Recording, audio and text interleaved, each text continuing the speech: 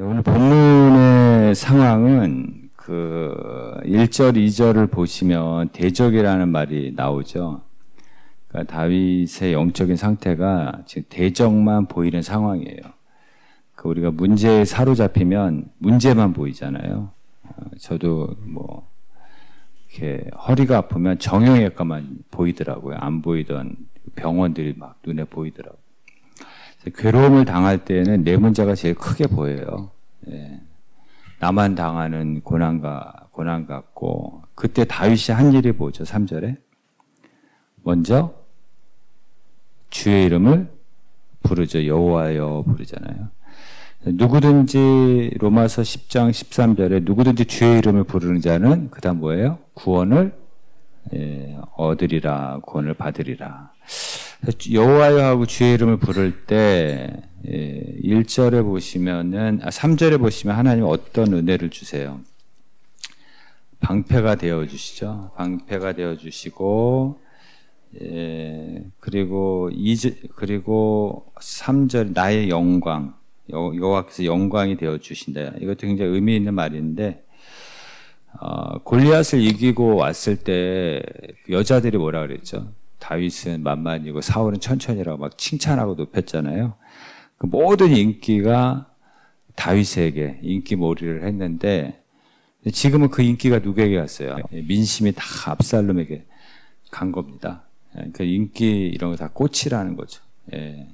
모래 위에 발자국이에요. 파도가 한번 치면 다 사라지는 거예요. 그게 인기고 권력이고 명예인 거죠. 모래 위에 발자국, 내가 남긴 인생의 발자국. 하나님 없는 인생은 다 모래 위에 발자국이에요. 그냥 파도 한번 치면 다 사라지는 거예요.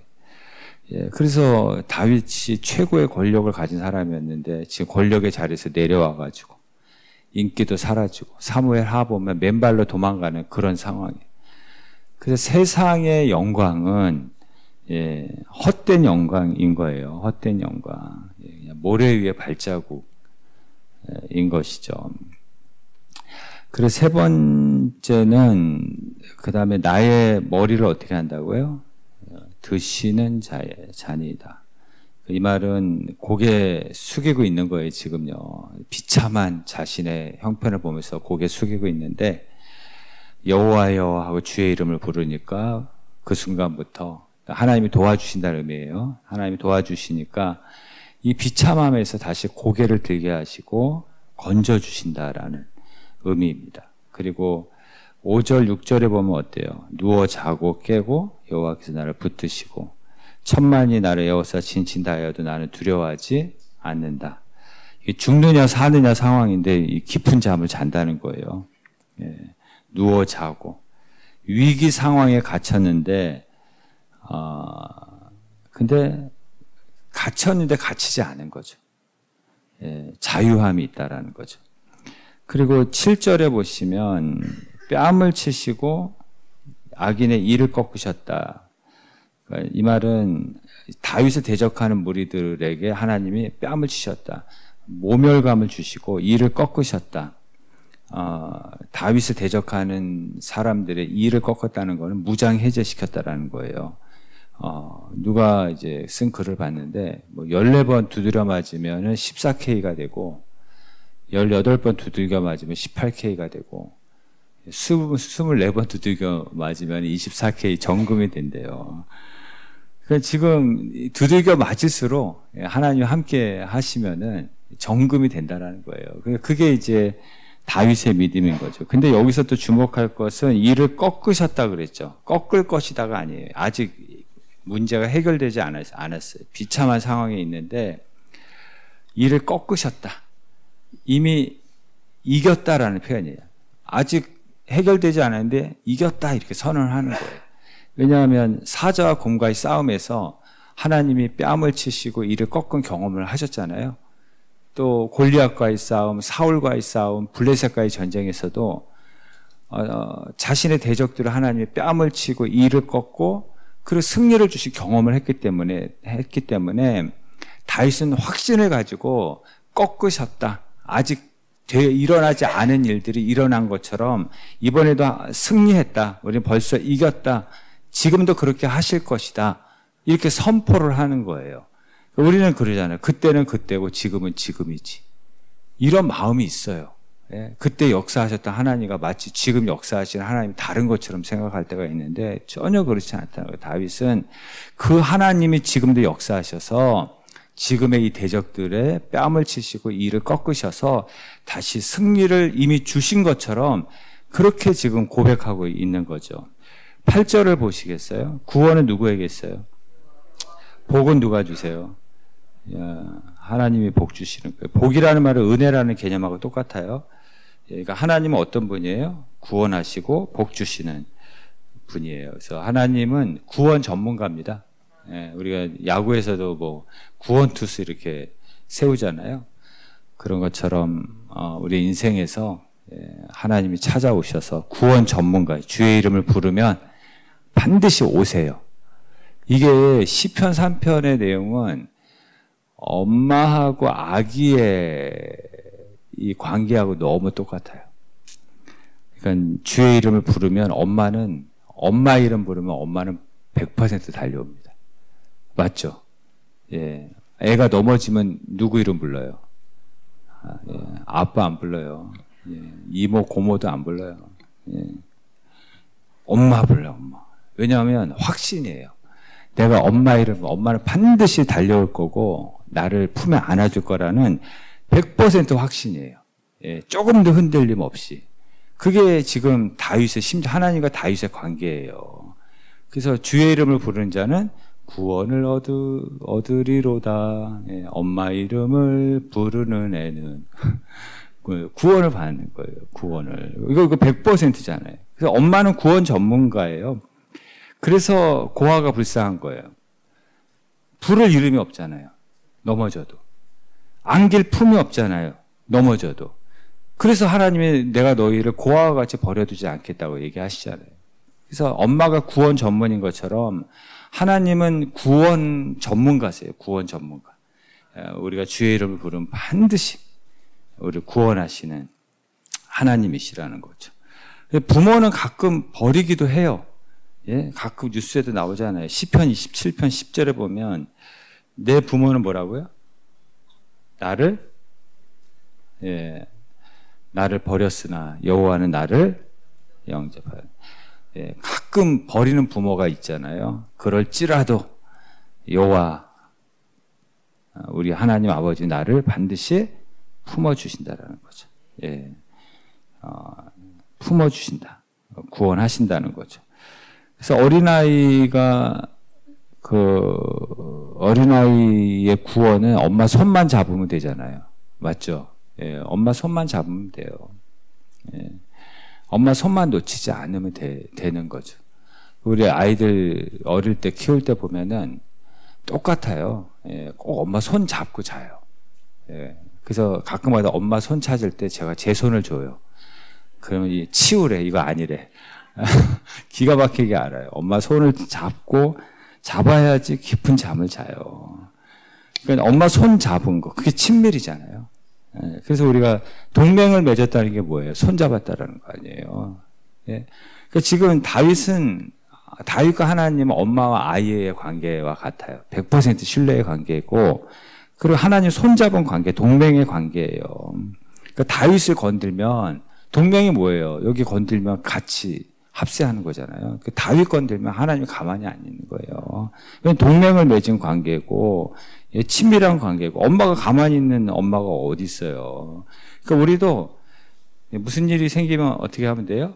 손 잡으면 돼요. 손 잡으면. 지금 시편 3편하고 4편은 이게 지금 같은 상황에서 쓴 시거든요. 그래서 시편 4편 8절에도 뭐라 그래요? 내가 평안히 눕고 자기도 하리니 나를 안전히 살게 하시는 이는 오직 여호와시니라. 아이들에게는 엄마시니라. 뭐 하는 것처럼 여호와시니라. 그런 관계예요.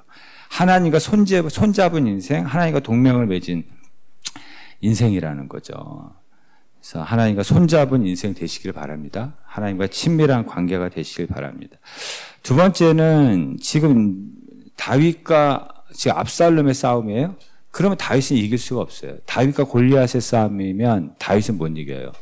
근데 다윗은 항상 문제가 생기면 다윗과 그 문제와의 싸움이 아니라 하나님과 압살롬의 싸움의 구도를 만들어버리는 거예요.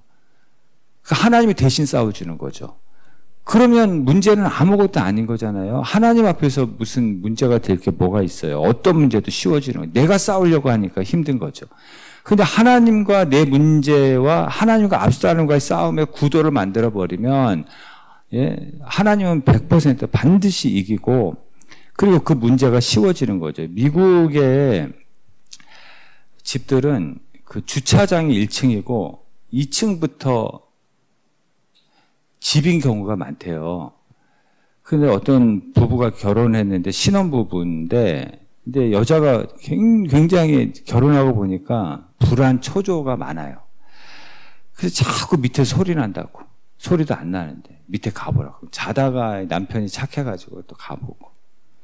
또 무슨 소리가 난대 또. 늘 불안한 거예요. 또 밑에 내려가 보면 아무도 없고. 알고 보니까 이게 아내의 버릇인 거예요. 그렇게 30년을 살았대. 30년. 50대 중반이 되었는데 또 그날도 또 내려가라 그러는 거예요. 무슨 소리가 들린다고. 30년 내려갔는데 뭐 오늘 못 가겠냐 하고 또 내려갔대요. 근데 진짜 도둑이 거기 있는 거예요. 30년 만에 만난 도둑인 거죠. 그 도둑이 오히려 깜짝 놀라가지고 도망을 가더래요. 그래서 남편이 잠깐만 기다리라고. 당신을 30년 기다린 아내가 있다고. 아내 만나고 가라고. 여러분, 그렇게 불안하고 초조했던 그 도둑이 어떤 도둑이에요? 남편이 쳐다만 봐도 도망가는 도둑이에요. 별것도 아닌데, 30년 동안 별것도 아닌 것 가지고 불안해하고 초조해하고 조금만 소리만 나도 큰일 난 것처럼. 그래서 사실 큰일은 내가 만들었다고 할 수도 있어요. 작은 일인데도 막 나의 불안과 초조가 막 하늘이 무너진 것처럼 큰일을 만들어요. 실상은 아무것도 아닌데. 그래서 그런 말이 있어요. 나를 괴롭히는 것은 현실이 아니라 대체로 나의 상상이라고. 현실이 나를 괴롭히는 게 아니라 그 현실 때문에 밀려오는 불안과 초조로 인한 그 상상력이 그게 나를 괴롭힌다는 거예요. 그걸 큰 문제로 만든다는 거예요. 그래서 뭐 눈덩이 효과 기억하잖아요. 걱정과 근심은 머릿속에서 굴리면 굴릴수록 어떻게 돼요? 점점 커지는 거예요. 커지는 거예요. 하나님께 맡기지를 못하는 거예요. 그러니까 우리가 왜 걱정과 근심과 스트레스에 빠져 있냐? 계속 문제만 묵상하고 문제만 분석하고 과장하고 그러니까 점점 무거워지는 거죠. 그 열왕기 하 6장에 나중에 보시면은 아람 나라가 북이스라엘 성을 포위를 했어요. 그랬더니 그 중에 어떤 사람이 어찌하리까 하는 거예요. 어찌하리까. 우리 큰일 났습니다. 또 거기 어떤 사람이 나오는데 도끼질 하다가 도끼가 물에 빠졌어요. 그랬더니 또 어떡합니까? 빌려온 건데 어찌하리까 또 그런. 그러니까 우리하고 똑같아요. 무슨 무슨 문제만 생기면 맨날 어떡해요? 큰일 났다. 커피를 마셔도 를 마시지 마세요. 뜨아를 마시기를 바랍니다. 뜨겁게 믿어야죠. 뜨겁게. 하나님 눈을 살짝 열어주니까 하나님의 천군 천사가 더 많은 하나님의 군사력이 자기들을 보호하고 있는 것을 보게 되는 거죠. 그래서 여호와 주의 이름을 부르는 자 하나님의 방패가 되어 주시고 방탄이 되어 주신다는 이게 뭐냐면 어려운 일이 있으면 어떻게 돼서 엄마 손잡는다는 게 뭐예요? 하나님과 친밀함 속으로 들어가는 거예요. 이런 하나님과 친밀함 속으로 들어갔는데 그래서 하나님의 방패가 되어 주시는데 그걸 누가 뚫을 수 있겠습니까? 거기서 평안을 누리고 거기서 안전을 누리게 되는 것이죠. 우리가 비가 와도 우리가 집 안에 있으면 영향을 받지 않잖아요. 무슨 문제만 있으면 하나님과 친밀함 속으로 들어간다는 게 뭐냐면 주 안에 들어간다는 거예요. 제가 가끔 그런 얘기 드렸잖아요. 이 종이는 이거 금방 찢어지지만 이 종이 찢어서 예를 들어 이거 좀 찢을게요. 이거 아무것도 아니잖아요. 이거 금방 찢어지잖아요. 근데 성경책 사이에 끼면 어떻게 돼요? 이렇게 덮으면 어떻게 돼요? 보호받는 거예요. 성경책만큼 강해지는 거잖아요. 너무 많이 찢었네 이거. 그만큼 보호받는 그게 주님과의 친밀함 속으로 들어가는 거고 예, 주 안에 있다라는 의미가 그 영향을 받지 않는 거예요. 예, 하나님의 크기가 나의 크기가 되고 하나님의 능력이 나의 능력이 되는 거죠. 그래서 복 있는 사람이 누구죠? 시편 1편에 주야로 하나님을 묵상한다고 하잖아요. 묵상. 그러니까 계속 하나님을 묵상하니까 주야로 어떻게 하나님이 점점 커지는 거예요. 하나님이 점점 큰 분으로 느껴지는 거예요. 그러면서 상대적으로 문제는 어떻게 돼요? 점점 작아지는 거죠. 예. 그러니까 그래서 복 있는 사람은 주야로 하나님 묵상하면 하나님이 큰 분이 되고, 예. 문제는 점점 작아지는데, 우리는 반대로 하잖아요. 예. 문제는 매일 그렇게 묵상하고, 예. 그러니까 문제만 점점 커지고, 하나님은 안 보이고, 없는 것처럼 여기고, 그러니까 거기에 눌려가지고 죽는 게 그게 걱정, 근심이라는 거예요. 예, 스가랴 4장 7절에 뭐라고 나와 있어요? 스룹바벨 앞에 큰 산이 어떻게 돼요? 평지가 된다. 스룹바벨은 사람 이름이에요. 예, 여러분 이름 넣으면 돼요. 기도하는 하나님과 친밀한 여러분 앞에 큰 산이 평지가 될 줄로 믿습니다. 예, 문제가 쉬워진다라는 거죠.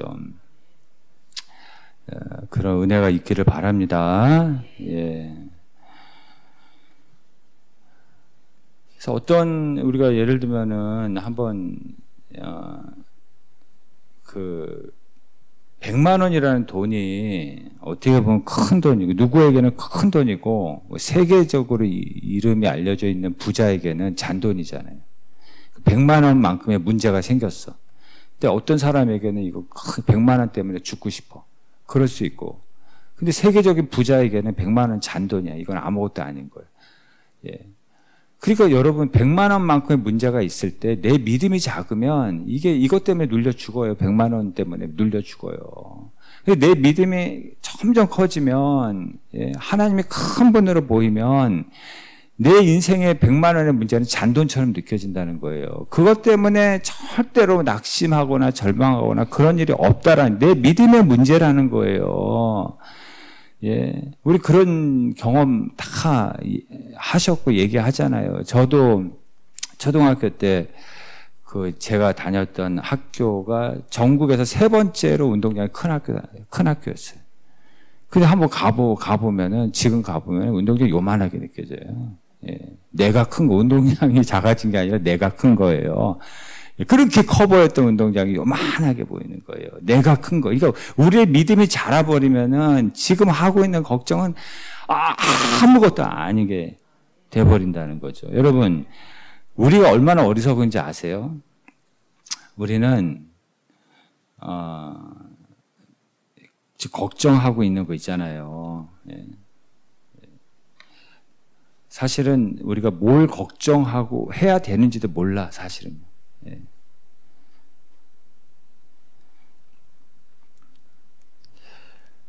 수영 잘하는 분들은 물을 두려워하지 않는데요. 배 사고를 무서워하지 않는데요.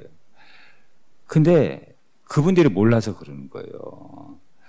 바닷물에 빠져 죽는 것이 아니라 체온이 떨어져서 죽는다는 거예요. 그러니까 뭘 걱정해야 되는지도 우리는 모르고 있는 거예요. 우리의 삶 속에서. 예? 여러분, 상어가 무서워요? 무서워요, 상어가? 여러분 주변에 상어에 물려 죽은 사람 있어요? 한 사람도 없어요. 한 사람도 주변에 다 영화에서만 본 거지. 그러니까 상어가 무섭다 생각하는 거지. 일본에서 담배로 한 해 죽는 사람이 16만 명이래요. 진짜 무서운 것은 담배예요, 여러분. 근데 이 담배 피면서 덜덜 떨어야 돼요. 죽을까봐. 예. 근데 담배 피면서 안정감을 느끼잖아요. 그러니까 이게 거짓된 안정감이라는 거예요. 죽을까봐 떨어야 되는데 안정을 누리고 있다는 거예요. 그러니까 뭘 걱정해야 하고 뭘 두려워해야 되는지도 몰라요. 상어가 무서워요? 자동차가 무서워요? 제가 벌써 정답을 얘기했어요. 예. 교통사고로 죽는 사람이 담배로 죽는 사람이 더 많아요. 근데 자동차 타면서 덜덜 떠는 사람이 있어요. 무서워하는 사람이 있어요. 막 과속하고 그러지. 상어가 무서워요? 모기가 무서워요? 상어에 물려 죽는 사람 없어도 한 해에 교통사고로 죽는 사람보다 모기에 물려 죽는 사람이 전 세계적으로 더 많대요. 예. 모기가 막 왔다가 윙윙 소리를 나면 벌떡 일어나야 돼요. 예. 전 세계적으로 그만큼 독한 모기들이 있다는 거죠. 그러면 상어가 무서워요? 사람이 무서워요? 예. 사람을 제일 많이 죽이는 게 뭔지 아세요? 사람. 얼마 전에도 눈 돌아갔다고 세 사람 죽였잖아요. 그분이 고백해요. 너무 분노심이 들어가지고 자기도 눈이 돌아갔대요. 옆 사람 항상 조심하세요. 눈 돌아갔는지 항상 봐야 돼요. 그 눈 돌아가면 건들지 마세요. 어떤 일이 일어날지 몰라. 예. 눈 돌아가기 전까지만 싸우세요. 눈 돌아가면 빨리 도망가야 돼. 사람이 제일 무서운 거예요, 사람이. 예. 여러분, 다윗이 골리앗 죽이고, 여자들이 뭐라 그랬다고요? 다윗은 만만이고, 사울은 천천히라 그랬잖아요. 이 칭찬 때문에 다윗이 그 이후부터 엄청난 고난을 당하기 시작한 거예요. 예. 예. 칭찬 너무 좋아하죠. 예. 그 칭찬 받고 광야로 동굴로 사울에게 미움받아가지고 도망가기 시작한 거예요.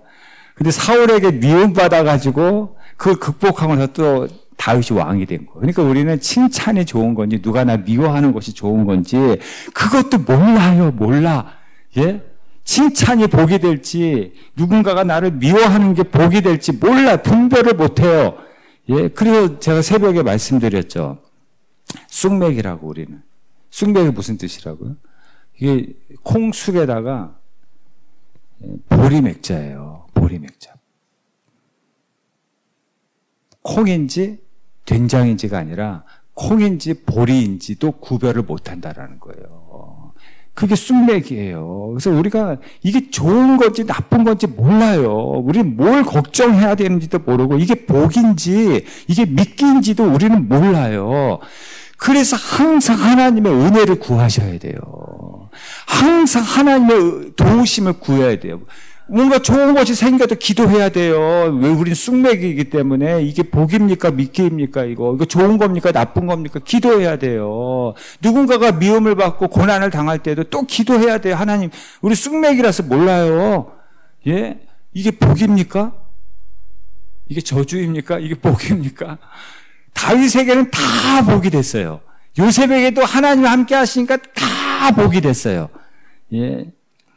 여러분, 임파서블에 점 하나 찍으면 뭐가 된다고요? 임파서블 된다 그러잖아요. 예.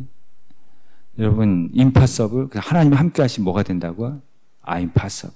내게 능력 주시는 자서 내가 모든 것을 할 수 있는 사람이 되는. 자살도 거꾸로 하면 뭐 한다고 그래요?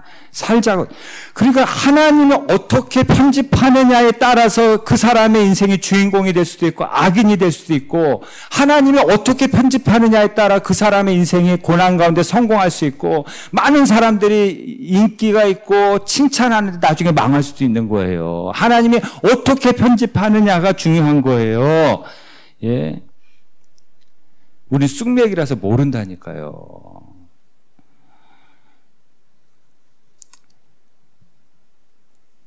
러시아 소설이에요. 그 외투라는. 추운 나라잖아요. 도시에 추운 도시. 가난해. 이분의 소원이 털 외투. 늘 얇은 옷을 입고 다녀요. 그렇게 아꼈대요. 집에 들어가서 촛불도 안 켜고. 밥도 음식도 아끼고 걸을 때도 뒤꿈치 들고 신발 다를까 봐 그렇게 아끼고 아껴가지고 드디어 털 외투를 하나 샀어요. 얼마나 좋겠어요.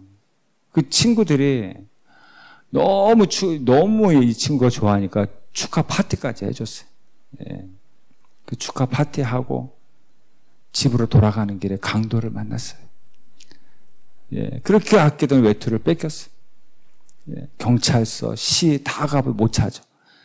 얼마나 억울해. 예, 얼마나 안타깝고 분해. 예, 얼마나 아까워. 그래서 시름시름 앓다가 죽었대요. 그래서 추운 겨울만 되면 이 사람 유령이 나타난대요.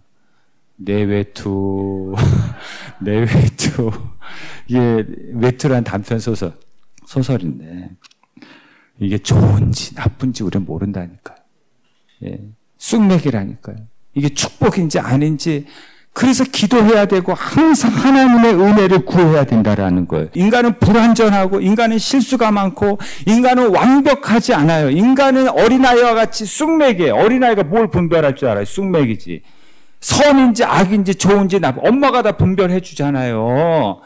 예. 그래서 하나님의 은혜가 필요하고 기도가 필요하고 하나님과 친밀 속으로 들어가면 너는 다시 승리한다는 게 이 시편 3편의 말씀이라는 거예요. 예. 여러분, 부부싸움이 좋은 거예요? 나쁜 거예요?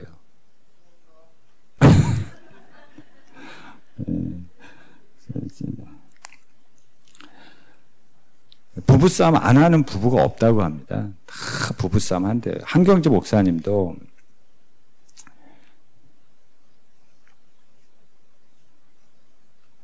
부부싸움을 하셨대요. 한경주 목사님은 집에 딱 들어가서 부인의 안색이 안 좋으면 무조건 잘못했다 그랬대. 내가 잘못했다. 그러면 뭘 잘못했냐고. 그러면 그러니까 내가 잘못했지.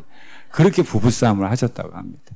또 어떤 분은 박사 부부인데 이분들은 교양 있게 말로 부부싸움 하는데 꽃병 옆에 글만 남긴대. 자기가 하고 싶은 일. 그럼 또 그 글 보고 또 이쪽도 또 글로 또 옆에 두고.